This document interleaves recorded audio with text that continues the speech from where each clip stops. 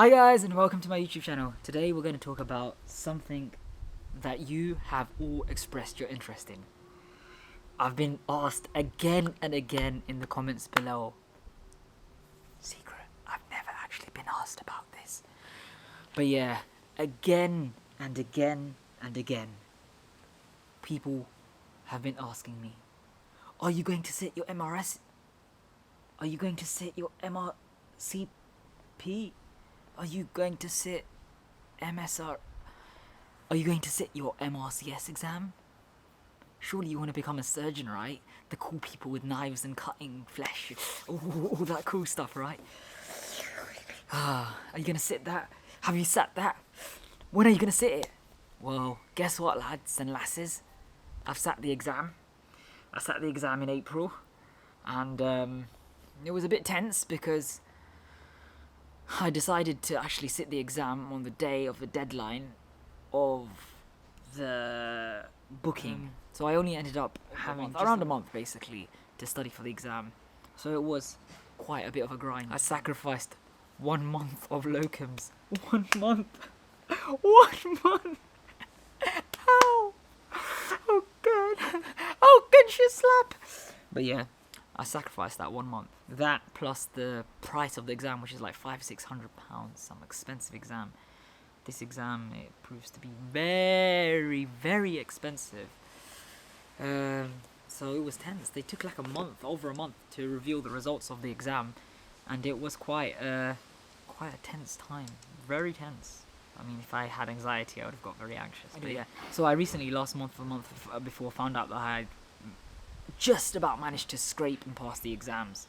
And the way I did this is not by any long-term method, not by any fancy method. I'm not some super smart person or anything like that. I'm just the same as you, and that's exactly why I wanted to share some tips of exactly what I used in order to pass the examinations in less than a month of studying. So some of the main things that I used is, the first thing, so I opted to use EMRCS. Now EMRCS, it's basically a question bank for the MRCS examination, which is a copy-paste job of PassMed. I don't know who started it first, was it EMRCS or was it PassMed, but it's literally the exact same look. They made no effort to differentiate themselves. The only drawback between this and PassMed that I actually noticed, there's probably more than the only one, is that in PassMed you had that cool comment section where you could just comment on the question and there'd be a bit of banter there. There's none of that in EMRCS, that's what I wanted to say to you.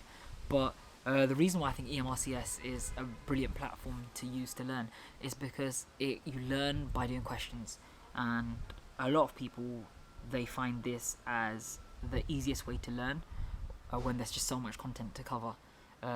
So this is a definite recommendation.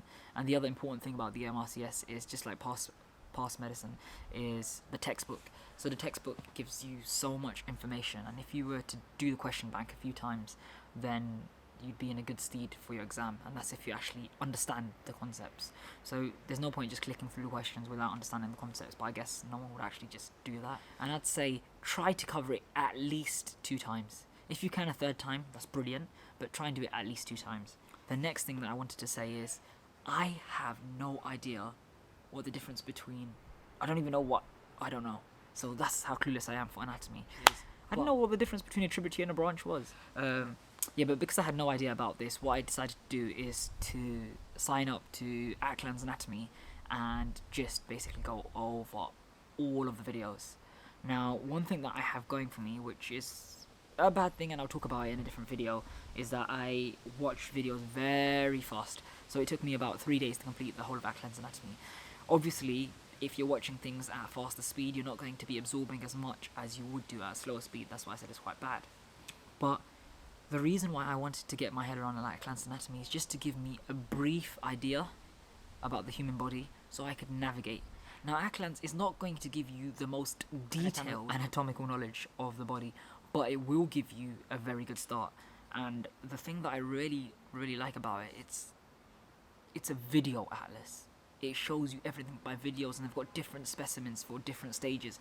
And if you're a visual learner like myself, it can prove to be a huge ally for yourself. So far we've talked about EMRCS, we've talked about Ackland's. Now the next thing that we want to talk about is something called called FOSIA sheets and recalls. So recalls are basically just the past examinations that have already happened, and the FOSIA sheet is a very good example of a recall, which has a lot of contributions. So with the MRCS examination, it is often the case that they use many exam questions from past papers or similar questions. So if you want to have a good idea of what type of questions they can ask, then it is imperative. Like imperative with a capital I, with a capital M, with a capital P, and a capital rest of it. I can't spell it that much, but it's imperative that you actually go over these past papers. Now, what I can do is I can email you a link with all of the past papers that I had. Well, not all of, just most of them if I can find them, that is. So what I want you to do before I can do that for you is I just want you to like, comment, subscribe, and once you've subscribed, comment down below with your email address and I'll just send it off to you, the links. Okay? So that's the recall sheets. The other thing that is pivotal, foundational, is getting yourself a study group.